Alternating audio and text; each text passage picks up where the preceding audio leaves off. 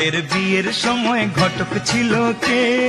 এমন সুন্দর রাজ্যটকে মিলন ঘটায় যে, বললাম মাগো ঘটক ছিল কে? বাবার পাশে মা তোমাকে